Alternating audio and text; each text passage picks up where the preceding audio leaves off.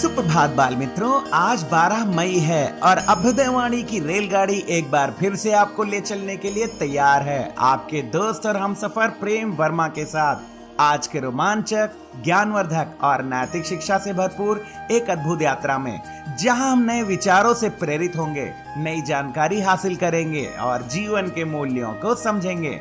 तो आइए इस सफर की शुरुआत करते हैं आज के प्रेरणादायक सुविचार से। कठिनाइयों का अर्थ आगे बढ़ना है, ना कि हतोत्साहित होना। The meaning of difficulties is to move forward, not to get discouraged.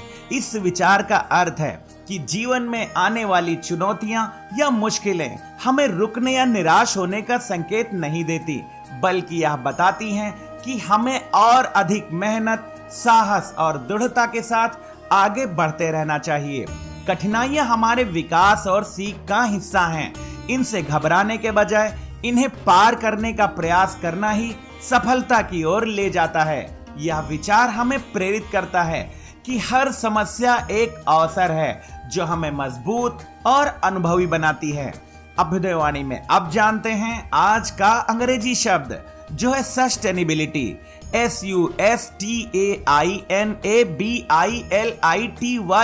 Sustainability या सस्टेनेबल डेवलपमेंट का अर्थ होता है सतत विकास, यानी वह विकास जो टिकाऊ हो और जो वर्तमान पीढ़ी की जरूरतों को पूरा तो करता ही हो, भविष्य की पीढ़ियों की भी अपनी जरूरतें पूरी करने की क्षमता को कमजोर नहीं होने देता। यानी विकास की प्रक्रिया में प्राकृतिक संसाधनों का बुद्धिमानी से इस्तेमाल किया जाए ताकि वह भविष्य के लिए भी उपलब्ध रहें।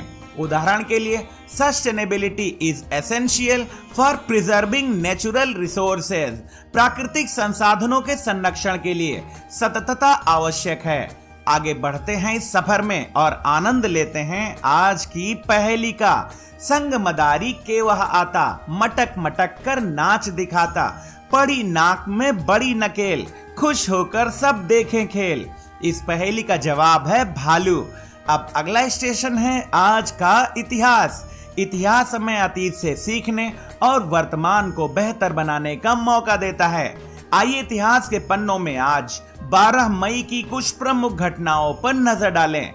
सन 1459 में आज ही राव जोधा ने राजस्थान के मारवाड़ क्षेत्र में जोधपुर शहर की स्थापना की, जो आगे चलकर ब्लू सिटी और सन सिटी के नाम से प्रसिद्ध हुआ।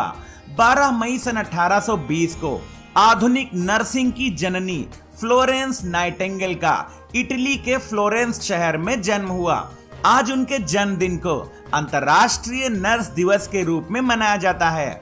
12 मई सन 1847 को अमेरिकी आविष्कारक विलियम क्लेटन ने रोड मीटर यानी ओडोमीटर का पेटेंट कराया, जो गाड़ियों की दूरी मापने वाला पहला यांत्रिक उपकरण था। 12 मई सन 1915 को भारतीय क्रांतिकारी रास बिहारी बोस ने ब्रिटिश पुलिस से बचने के लिए प्रियनाथ ठाकुर के छद्म नाम से जापानी जहाज सानुकी मारू पर सवार होकर कोलकाता से जापान की यात्रा की। 12 मई सन 1921 को अमेरिका में पहला राष्ट्रीय अस्पताल दिवस मनाया गया, जिसका उद्देश्य अस्पतालों और स्वास्थ्य कर्मियों के योगदान को सम्मानित करना था। 12 मई सन 1960 को नासा ने एक्सप्लोरर 8 उपग्रह लॉन्च किया, जो पृथ्वी के चुंबकीय क्षेत्र और आयन मंडल का अध्ययन करने वाला पहला वैज्ञानिक मिशन था। अभ्युदयवाणी की अगली कड़ी प्रेरक व्यक्तित्व में आज हम जानेंगे भारतीय क्रांतिकारी रास बिहारी बोस के बारे में। रास बिहारी बोस भारतीय स्वतंत्रता संग्राम के एक अग्रणी क्रांतिकारी और रणनीतिकार थे, जिन्होंने अंग्रेजों के खिलाफ अंतर्राष्ट्रीय समर्थन जुटाने में महत्वपूर्ण भूमिका निभाई। बंगाल में जन्मे बोस ने 1912 में दिल्ली षड्यंत्र केस में लॉर्ड हार्डिंग पर बम हमले की योजना बनाई, जिसके बाद ब्रिटिश पुलिस से बचने के लिए वह जापान पलायन कर गए। वहां उन्होंने प्रियनाथ ठाकुर के छद्म नाम से जापानी नागरिकता प्राप्त की और भारत की आजादी के लिए जापानी समर्थन हासिल किया। प्रथम विश्व युद्ध के दौरान उन्होंने गदर पार्टी के साथ मिलकर भारतीय सैनिकों को विद्रोह के लिए प्रेरित किया। सन 1942 में उन्होंने टोक्यो में भारतीय स्वतंत्रता लीग की स्थापना की और आजाद हिंद फौज INA के गठन की नींव रखी, जिसे बाद में सुभाष चंद्र बोस ने आगे बढ़ाया। उनकी दूरदर्शिता ने ही एशिया में भारत की स्वतंत्रता को वैश्विक मंच दिलाया। रास बिहारी बोस ने जापान में भारतीय छात्रों के लिए शिक्षण संस्थान भी स्थापित किए और न्यू एशिया जैसी पुस्तकों के माध्यम से पैन एशियाई एकता का संदेश फैलाया। सन 1945 में उनके निधन तक वह भारत की आजादी के लिए अथक प्रयास करते रहे।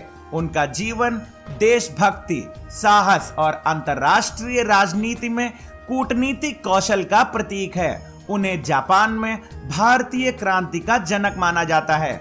उनके प्रयासों ने यह साबित किया कि स्वतंत्रता केवल स्थानीय संघर्ष नहीं बल्कि वैश्विक एकजुटता का विषय है।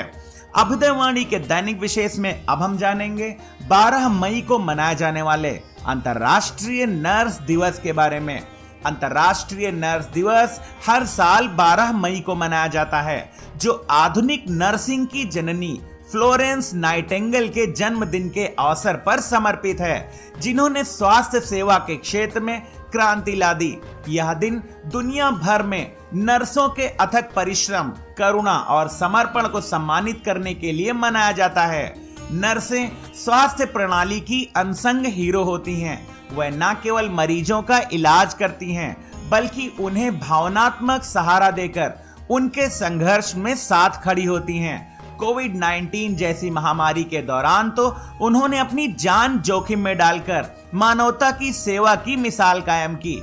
इस दिवस का उद्देश्य नर्सिंग पेशे के प्रति जागरूकता बढ़ाना और उनकी भूमिका को वैश्विक स्तर पर रेखांकित करना है।